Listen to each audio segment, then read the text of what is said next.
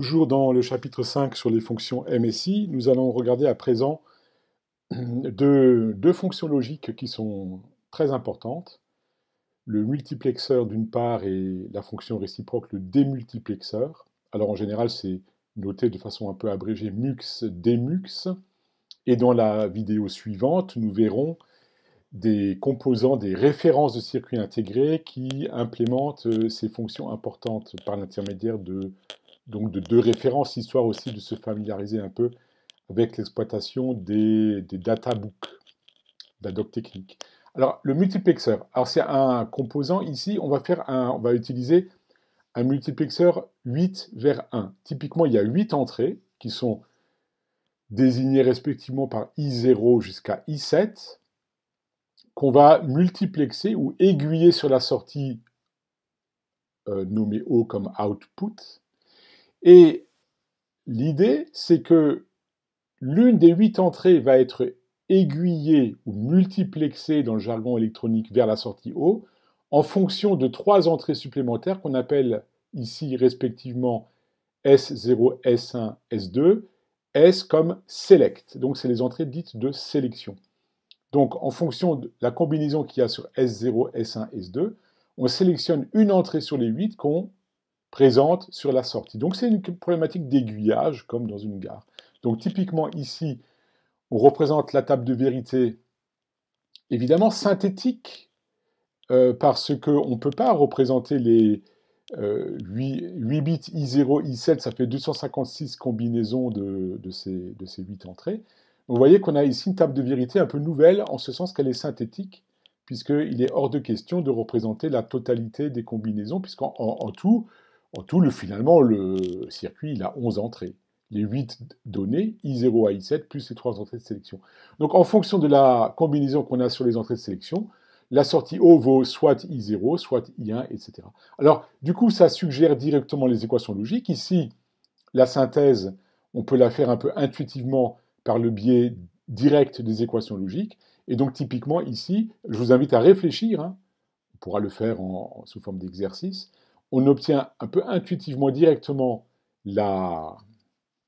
l'équation logique de O, la sortie, puisque c'est I0 ou I1 ou I2 ou etc. jusqu'à I7 en fonction des entrées de sélection, ce qui suppose l'équation que vous avez là sous les yeux. Donc on va juste commenter peut-être, après parce que le principe va s'étendre aisément, on va juste commenter la première ligne de la table de vérité.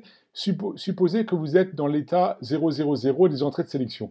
À ce moment-là, S de bar est à 1, S1 bar est à 1, S0 bar est à 1, I0 et 1, ça fait I0, et du coup, vous avez O égale I0 plus le reste. Mais pour les autres termes, pour tous les autres termes, il y a au moins une entrée de sélection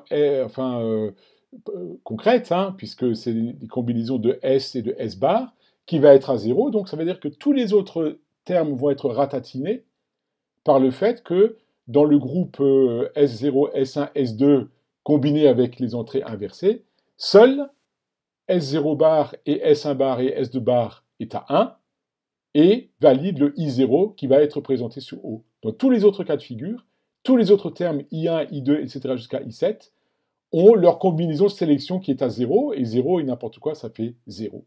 Donc finalement, il ne reste que sur O que celle des sorties qui correspond à l'entrée de sélection correspondante. Alors le démux, le démultiplexeur, c'est la fonction réciproque. Si le multiplexeur aiguille de 8 vers 1, ici, dans le démultiplexeur réciproque correspondant, on aurait un aiguillage de 1 vers 8. C'est-à-dire que ici, on va donc prendre effectivement cette fonction-là de démultiplexage de 1 vers 8. C'est-à-dire qu'on a une entrée unique qui serait le haut de la fonction de multiplexage. Et ce I unique, il faut le démultiplexer sur une des 8 sorties.